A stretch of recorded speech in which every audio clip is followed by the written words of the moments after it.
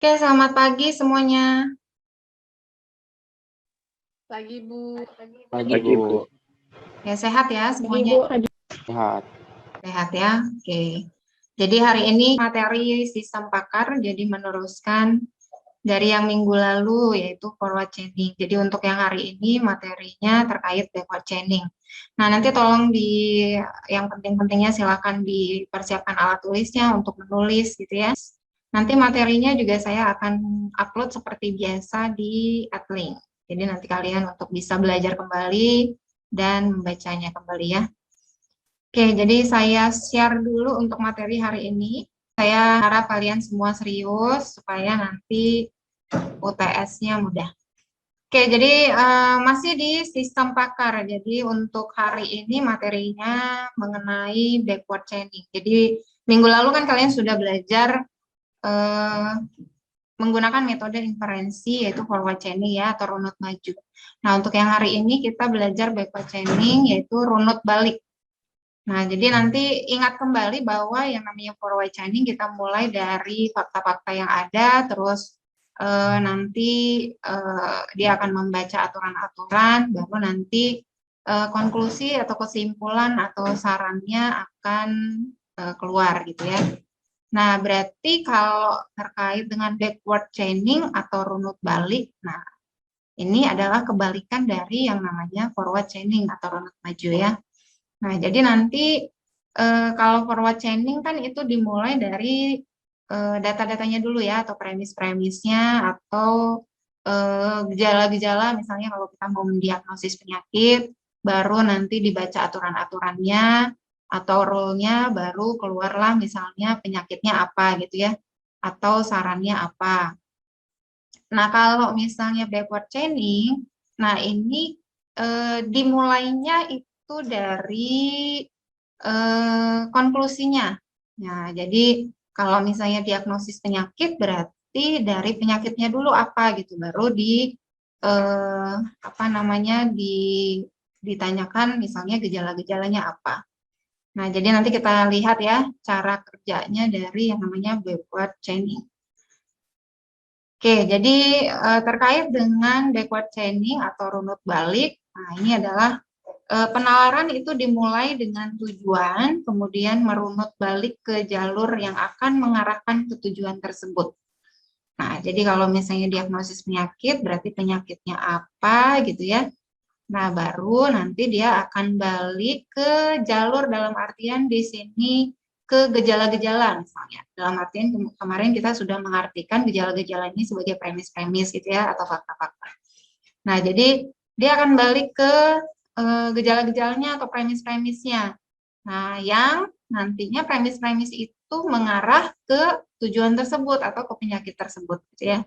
Nah, ini dari Giarratano dan Riley, jadi tahun 94.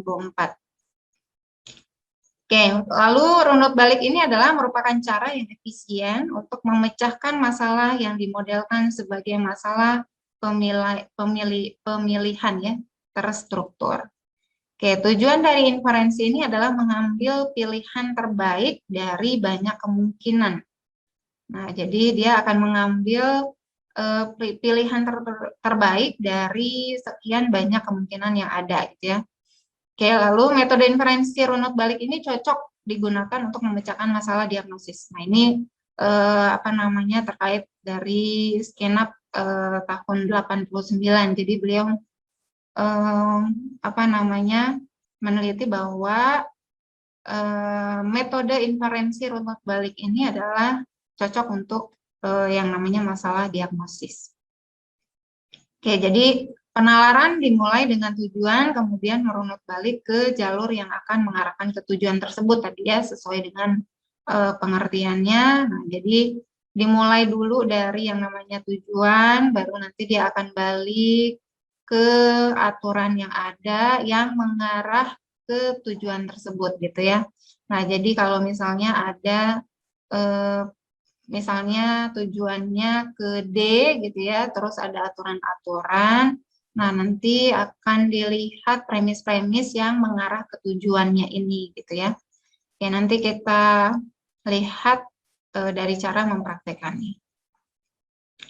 Oke, urutan langkah runut balik dimulai dari sistem akan melist dalam memori daftar konklusi yang ada, lalu masing-masing konklusi secara sequential dicari premisnya, jadi secara terurut ya. Jadi secara sequential itu secara terurut dicari premisnya. Nah, jadi masing-masing premis ditanyakan ke user, lalu jika jawabannya dilanjutkan ke premis berikutnya. Jika jawabannya tidak, maka akan dilanjutkan ke konklusi selanjutnya. Jadi contohnya kalau di sini saya ibaratkan misalnya konklusinya misalnya tadi penyakitnya misalnya demam berdarah gitu ya. Nah, konklusinya berarti demam berdarah. Nah, masing-masing konklusi secara sekuensial dicari premisnya. Nah, jadi kita anggap bahwa yang namanya runut balik ini daftar konklusinya misalnya ada beberapa, tidak hanya satu. Misalnya yang pertama, konklusi yang pertama demam berdarah. Terus yang kedua misalnya ada demam biasa. Yang ketiga misalnya ada COVID dan seterusnya. Berarti akan ada daftar konklusi atau penyakit yang sekian banyak tadi gitu ya. Nah, lalu masing-masing konklusinya secara sekuensial. Jadi kalau kita sudah misalnya urutkan tadi konklusi yang pertama demam berdarah, konklusi yang kedua misalnya demam, konklusi yang ketiga misalnya COVID gitu ya. Nah, artinya akan secara terurut dicari premisnya. Jadi misalnya premis-premisnya tadi misalnya terkait dengan gejala-gejala. Misalnya demam berdarah tadi gejala-gejalanya apa? Misalnya ruam merah gitu ya, terus bintik-bintik, dalam artian di sini bintik-bintik merah gitu ya, terus demam tinggi. Nah, itu adalah premis-premisnya atau gejala-gejalanya. Nah, gejala-gejala yang tadi itu akan ditanyakan ke user. Jadi jika jawaban iya, akan dilanjutkan ke premis atau pertanyaan berikutnya terkait dengan gejala yang ada. Nah, jika jawabannya tidak, nah itu akan dilanjutkan ke konklusi selanjutnya gitu. Nah, jadi kalau tidak berarti nanti akan masuk ke penyakit yang kedua tadi, misalnya demam biasa. Nah, nanti akan ditanyakan kembali premis-premis yang terkaitnya. Dan seterusnya seperti itu sampai ketemu penyakit yang sesuai dengan premis-premis yang ada. Nah, itu adalah urutan langkah runut balik gitu ya. Jadi kita dimulainya dari memang penyakitnya. Kalau kemarin forward chaining, kalian tahu kita mulai dari gejala-gejala kan gitu ya. Nah, jadi nanti dari gejala-gejala yang ada baru ketemu misalnya penyakitnya apa. Nah, itu perbedaannya. Jadi kebalikan dari forward chaining. Oke, ini adalah urutan langkah runut balik. Nah, jadi untuk mengetahui tadi ya, untuk mengetahui apakah suatu fakta dialami oleh pengguna itu termasuk konklusi satu, anggap saja tadi konklusi ini adalah penyakit, konklusi satu, konklusi dua, konklusi tiga, konklusi empat gitu ya, berarti akan ada 4 penyakit. Nah, dimulainya dari sini dan dilakukan secara sekuensial berurut. Jadi seolah-olah si sistem pakar ini dia akan merujuk ke konklusi satunya dulu gitu ya. Saya tadi demam berdarah gitu ya. Nah, baru nanti oh demam berdarah. Nah, nanti berarti dia akan mencari berdasarkan premis-premis yang terkait yang akan merujuk ke konklusi satu ini gitu ya. Oh, misalnya berarti premis-premisnya adalah terkait dengan konklusi satu berarti premis satu gitu ya. Nah, premis 2 dan premis 3 gitu ya. Nah, atau mungkin nggak ada sama sekali. Kalau tidak ada, tidak dari ketiga ini gitu ya. Nah, berarti dia akan maju ke konklusi yang kedua atau penyakit yang kedua. Nanti yang terkait dengan penyakit yang kedua ini berarti ada premis 1, ada premis 3, ada premis 4. Oh, nggak ada juga. Nah, berarti nanti kita akan lihat. Jadi melihatnya selalu dari si penyakitnya dulu gitu ya, baru ke premisnya. Nah, sampai nanti jawabannya ya, kemungkinan berarti mungkin jadi dia adalah penyakit keempat atau konklusi keempat ini gitu ya. Nah, jadi selalu seperti itu. Jadi secara sekuensial atau secara terurut gitu. Oke, jadi nanti terkait dengan gejala-gejala ini itulah yang akan nanti ditanyakan ke user atau pengguna gitu ya. Nah, jadi tadi jawabannya ya atau tidak. Oke, gitu ya. Nah, jadi terkait dengan runut balik.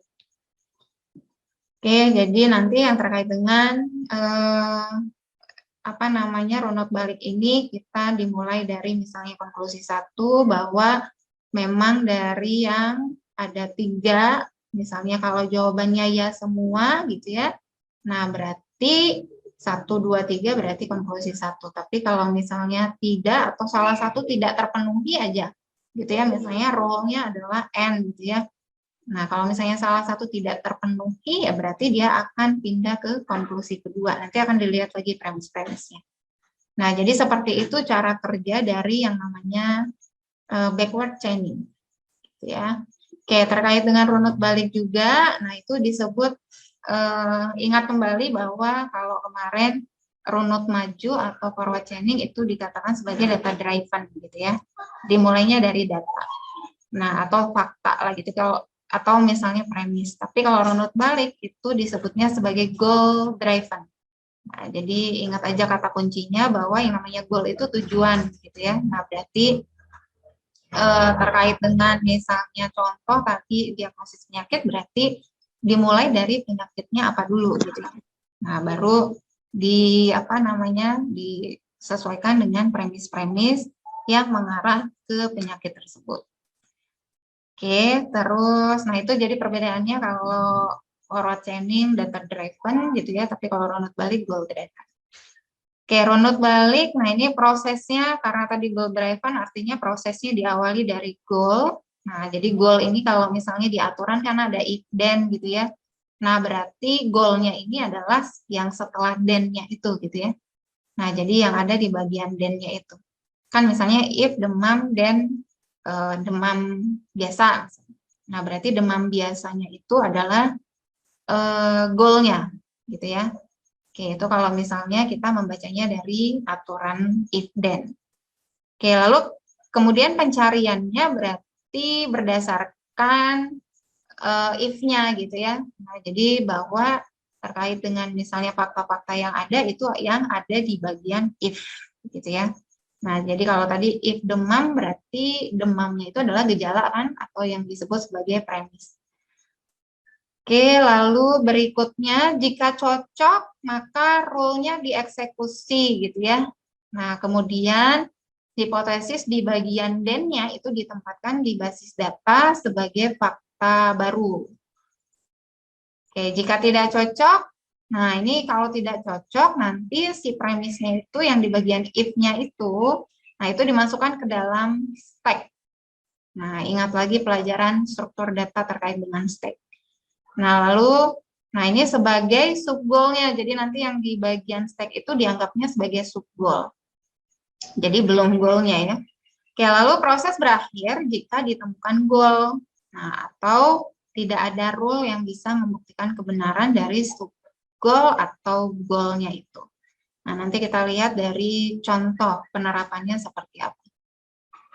Oke, contohnya yang pertama gini.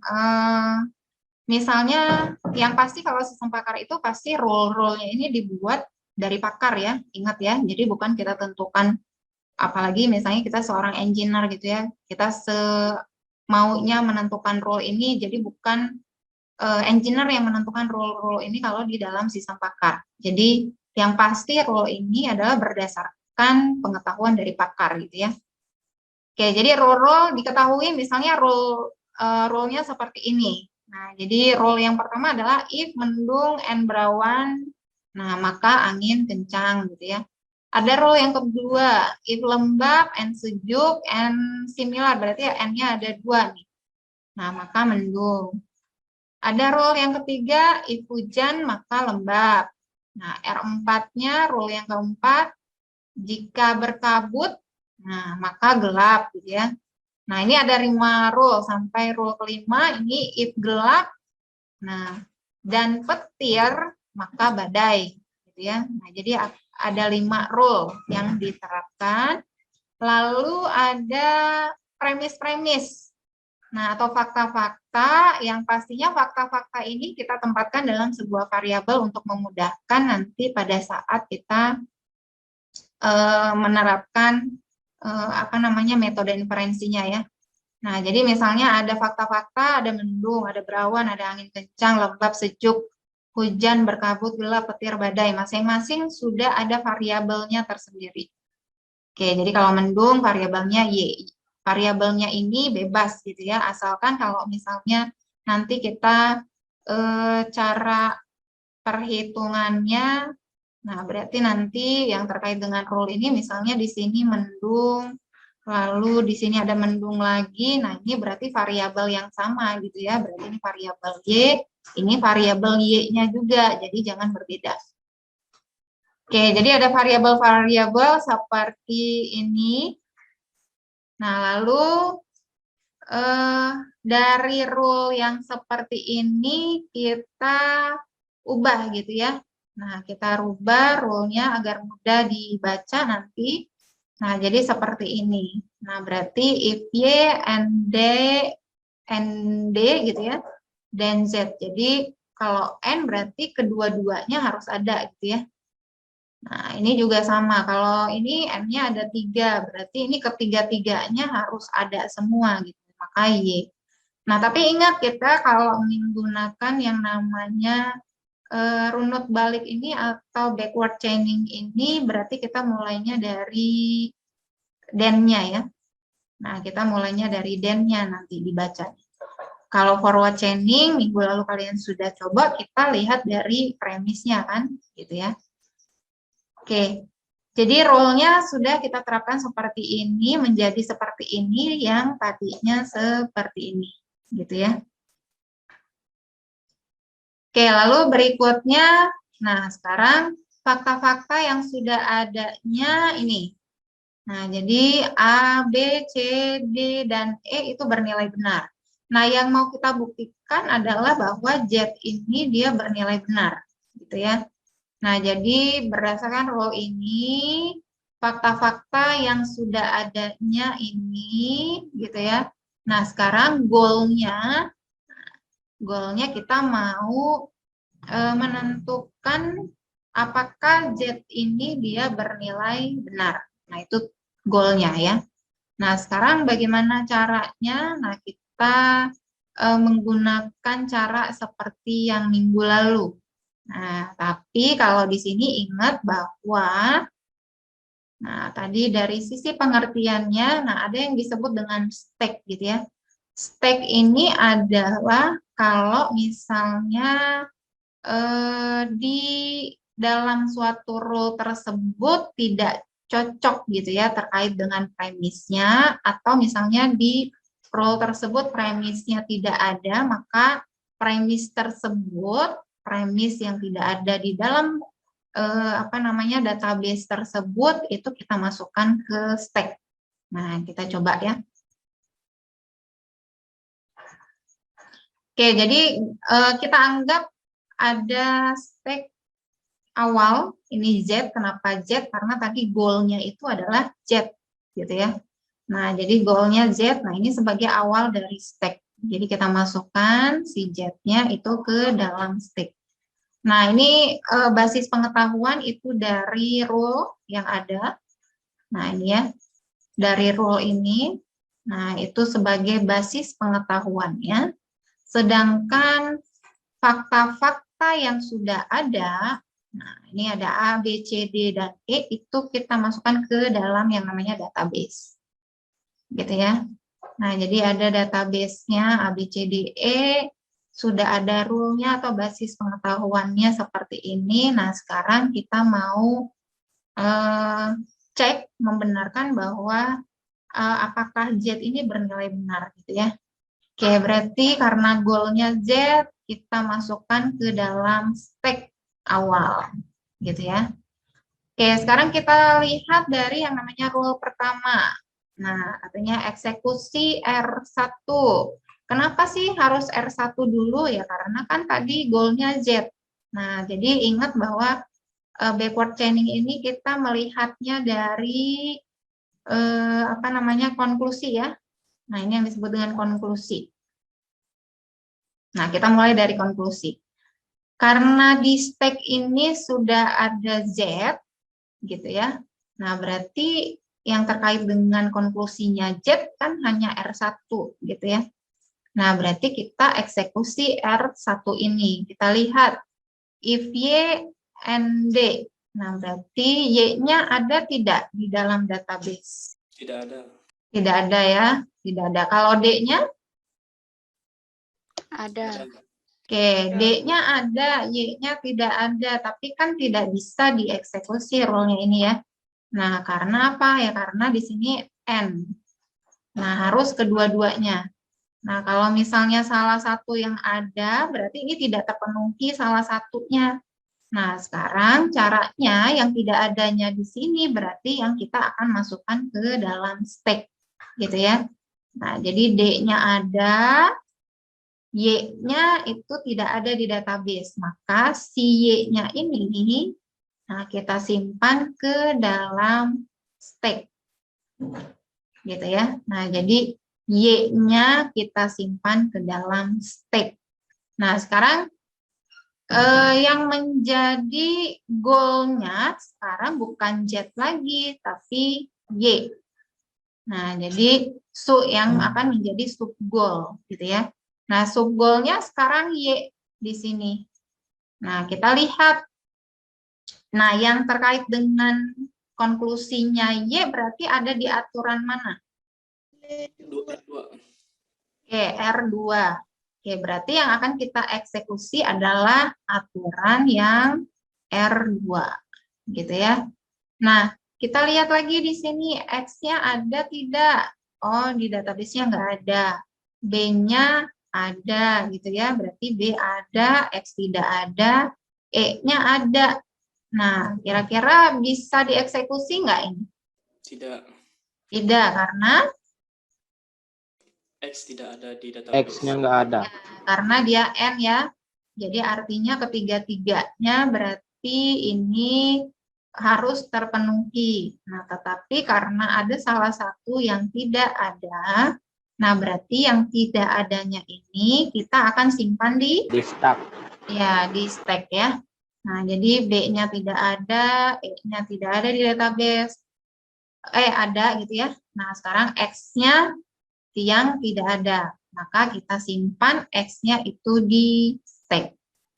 Nah, berarti sekarang yang menjadi sub goal-nya yang mana? X. X. Nah, jadi yang akan menjadi sub goal-nya adalah X. Nah, sekarang yang terkait dengan konklusinya X berarti ada di aturan yang R3. Oke, R3. Oke, betul. Berarti kita akan eksekusi R3 sekarang ya. Nah, kita akan eksekusi. Nah, if A dan X. Nah, jadi kalau misalnya X berarti harus ada A nih. A-nya ada ya. Nah, jadi hanya ada satu memang di sininya berarti A-nya ada. Nah, berarti kalau misalnya ada kan si R3 ini bisa harusnya dieksekusi ya. Nah, kalau bisa dieksekusi berarti si X-nya ini yang tadinya ada di dalam stack berarti harus dihapus.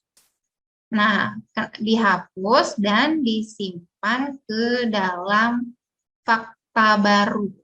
Gitu ya. Jadi dimasukkan ke dalam fakta baru. Nah, jadi X-nya dihapus, terus masukkan ke fakta baru sekarang. Oke, sampai di sini bisa dipahami? Bisa, Bu. Saya, Bu. Oke, saya lanjutkan kembali.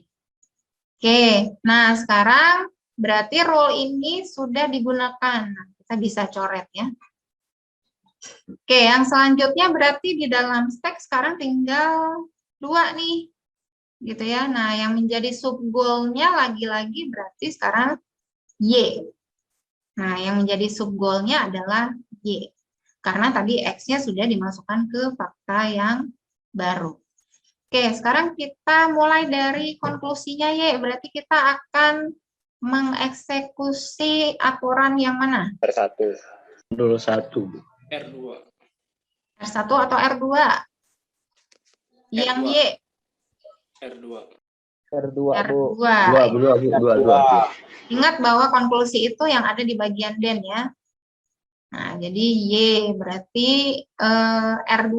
Berarti kita eksekusi R2. Nah, kita lihat di sini apakah X-nya sekarang sudah ada? Ada. Sudah ada sekarang karena tadi sudah dimasukkan ke fakta baru dan fakta baru ini akan menjadi database-nya juga gitu ya. Nah, sekarang X-nya sudah ada gitu ya. B-nya sudah ada yang pasti, gitu ya. Nah, B-nya sudah ada, E-nya juga sudah ada. Berarti aturan yang R2 ini kita bisa dieksekusi ya. Nah, kalau bisa dieksekusi berarti Y yang di sini diapain? Pindah ke fakta baru. Dijadiin fakta baru. Ya, jadi Y-nya dihapus dari stek, gitu ya bahasanya ya. Dihapus dari stek, baru pindahkan ke fakta yang baru. Oke, berarti yang row yang kedua ini kita juga bisa coret karena sudah dieksekusi. Oke, berarti sekarang di stek ini ada Z. Nah, coba berarti sub goalnya sekarang saat ini adalah Z kan? Nah, berarti di sini yang konklusinya Z kita bisa pakai aturan berarti yang di aturan keberapa? Satu. Ya, aturan ke-1, betul ya? Nah, jadi if Y and D, nah, then Z. Nah, berarti kita lihat Y-nya sekarang sudah ada, gitu ya. D-nya juga sudah ada, berarti ini bisa dieksekusi. Berarti Z-nya nanti dipindahkan ke fakta baru. ya, dihapus dari stek, lalu disimpan ke fakta yang baru. Oke, gitu ya. Oke, jadi sekarang steknya berarti apa? Sudah selesai. Iya, steknya kosong gitu ya. Nah, jadi kalau misalnya di backward chaining ini, proses akan berhenti sampai si steknya kosong, gitu ya. Nah, jadi di sini Z-nya apakah terbukti? Berarti terbukti gitu ya. Nah, karena steknya kosong. Kecuali kalau misalnya dia tidak, tapi belum ada aja si Z-nya, berarti Z-nya tidak terbukti gitu ya. Nah, kalau seperti ini karena steknya sudah kosong, terus ketemu Z-nya, berarti Z-nya ini adalah terbukti sebagai fakta. Dan Z ini bernilai benar. Oke ya.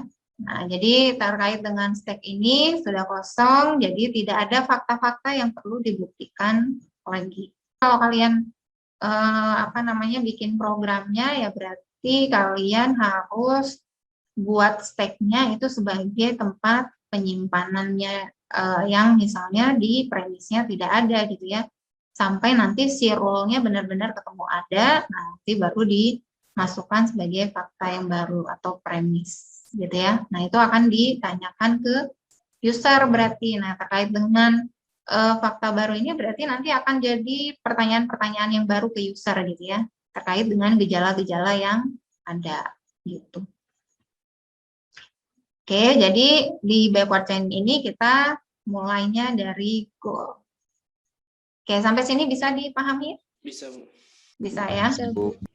Oke, nah sekarang ada caranya bisa seperti ini atau minggu yang lalu sama ya caranya seperti ini. Oke, nah ini contoh yang kedua. Nah, konklusinya itu gitu ya, ada dua seperti ini ya, F-nya kan konklusinya ada dua nih. Nah, mana yang mau dieksekusi terlebih dahulu si rule-nya. Ini misalnya kita mau menggunakan metode tabel ya supaya lebih simpel. Oke, tadi fakta-faktanya sudah ada A dan B, berarti fakta-faktanya ini akan jadi apa namanya? Database. Ya, database ya. Oke, dan G-nya ini itu sebagai nilai awal yang namanya stack ya. Nah, jadi stack atau tumpukan ya. Oke, betul. Jadi A dan B-nya ini kita masukkan ke database. Sebagai database nanti yang akan kita lihat premis-premisnya. Lalu G-nya ini di stack. Nah, sekarang berarti stack-nya G. Nah, berarti yang akan dieksekusi rule-nya yang pertama apa? R3. Apa? R? R3. G. Stack-nya G. R5. Ya, R5. Ya, jadi R5 ya. Jadi berarti F-nya harus ada. Nah, sekarang di database F-nya kan belum ada. Berarti akan dimasukkan ke dalam, ya, berarti nanti akan bertambah di stack-nya jadi G sama F. Nah, berarti yang menjadi sub goal-nya sekarang ada di F. Nah, mana yang mau kalian eksekusi dulu role-nya? R di sini kebetulan ada 2 F-nya. Ada role 2, ada role 3. Nah, kira-kira mana yang mau dieksekusi terlebih dahulu? R3. R3. Kenapa R3? Karena sudah ada fakta di database. Kalau R3 berarti B-nya sudah ada ya? Iya. Oke, E-nya yang belum ada. Kalau ini berarti D-nya sudah ada atau belum? Berarti belum ya. C-nya belum. Nah, berarti dua-duanya belum gitu ya. Sedangkan di R3 sudah ada salah satu yang sudah ada. Berarti yang harus kalian eksekusi adalah yang R3-nya. Betul ya, Rizal? Oke, jadi tetapi ada salah satu berarti yang belum ada. Nah, berarti mana yang akan disimpan ke stack? Ya, berarti E-nya kita masukkan ke dalam stack. Jadi G, F, E sekarang ya stack-nya. Nah, sekarang yang menjadi sub goal-nya adalah E. Nah, berarti yang E kita bisa eksekusi role yang ke? Pertama. Yang pertama. A-nya apakah sudah ada? Sudah. Sudah. C-nya? Belum. Belum. Belum ada. Berarti yang akan dimasukkan ke stack adalah premis yang C. C. Berarti nanti di dalam stack akan bertambah ada C. Jadi sekarang stack-nya C yang terakhir itu menjadi sub goal-nya. Sekarang kita lihat C. Berarti kita akan eksekusi role yang ke? 4. Keempat. B-nya apakah sudah ada? Sudah. Sudah. Nah, sekarang kalau B-nya sudah ada, berarti C-nya ini kita C-nya hapus di stack, Fakta. masukin fakta baru. oke, betul. Betul ya, Anggi ya. Jadi C-nya dihapus dari stack, terus kita masukkan ke fakta baru. Nah, berarti yang akan kita uji kembali adalah yang di dalam stack-nya yang E. Nah, sekarang kalau yang E, berarti kita bisa eksekusi rule yang ke? Pertama. Yang pertama. A-nya sekarang berarti sudah ada. C-nya juga sudah ada, karena sudah ada fakta baru tadi. Berarti yang E-nya ini kita hapus, masukin ke ya, fakta baru. jadi kita hapus dari stack, masukkan ke fakta yang baru. Oke, berikutnya berarti F. Nah, sekarang F. Nah, F di sini mau yang mana? Nah, kembali lagi berarti mau yang mana dieksekusi? Apakah rule yang kedua atau rule yang ketiga? Ketiga. Oke, kenapa ketiga? Karena faktanya sudah ada. Iya, karena kedua-duanya sudah ada ya. Jadi B-nya sudah ada, E-nya sudah ada. Sedangkan kalau yang rule kedua, ini ada salah satu yang tidak ada. Berarti di sini adalah yang D-nya kan belum ada ya. Nah, jadi kita pilih yang kedua-duanya sudah ada. Nah, jadi di sini R3 yang akan dieksekusi. Nah, berarti F-nya akan kita hapus dari stack, lalu kita masukkan ke fakta yang baru. Oke, sekarang tinggal yang G kita uji kembali. Nah, G ini sudah ada langsung di sini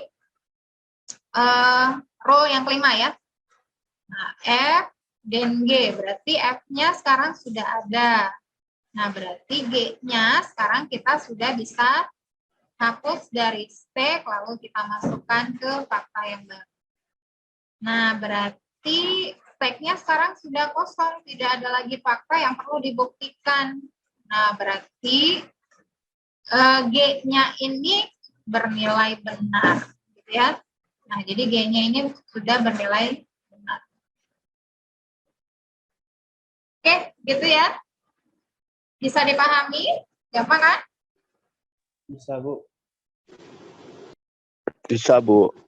Bisa. Oke, bisa ya. Mungkin ada yang mau ditanyakan dulu.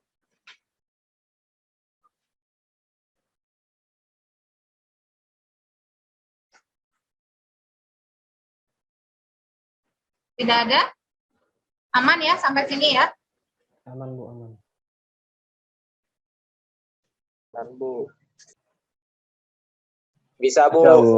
Nah, Nah, yang namanya forward chaining di sini adalah dimulai dengan fakta awal, ya, atau misalnya fakta-fakta ini adalah dari premis-premis, nah baru rules, baru setelah itu kesimpulan. Nah kalau backward chaining ini dimulainya dari goalnya atau dari konklusinya apa. Nah, baru setelah itu dia akan mencari berdasarkan rules yang memungkinkan, gitu ya. Nah, ini baru nanti akan dilihat apakah misalnya dari premis-premis yang ada tersebut misalnya terpenuhi. Kalau misalnya ada yang tidak terpenuhi, nanti akan disimpan dulu, gitu ya. Nah, baru setelah disimpan nanti akan diuji kembali sampai ketemu rule-nya apa, baru nanti akan dimasukkan sebagai fakta yang baru, gitu ya. Jadi kalau forward chaining tadi sifatnya data driven, sedangkan backward chaining bersifat goal driven. Yang mau ditanyakan nggak? Bisa ya? Mudah ya ternyata ya. Bisa, Bu. Oke, ini kesimpulannya.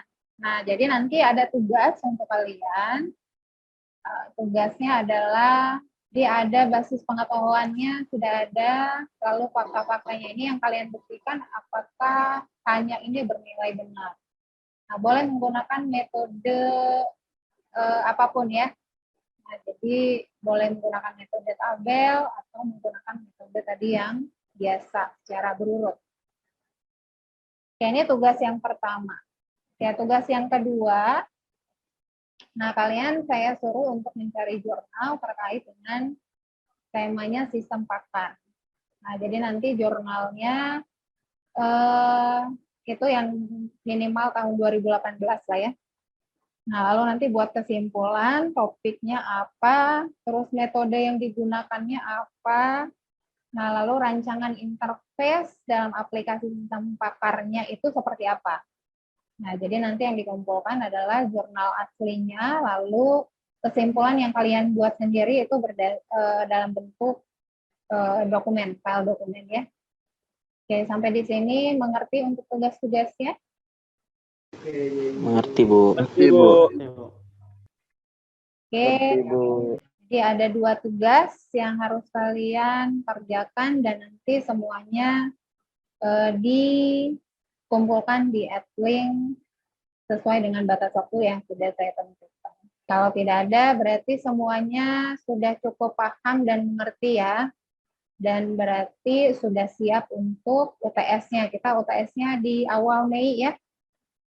Nah, jadi di awal Mei, silakan nanti rasanya saya sudah upload dari yang sesi pertama sampai dengan UTS, sampai dengan minggu lalu, itu materinya sudah di @link. Nah, nanti untuk materi yang ini juga saya akan upload ke @link. Silakan dibaca-baca kembali, terus tugas-tugasnya dikerjakan, dilengkapi, nah supaya nanti di UTS-nya mudah. Oke, bisa semuanya? Bisa, Bu. Bisa, Bu. Oke, bisa ya.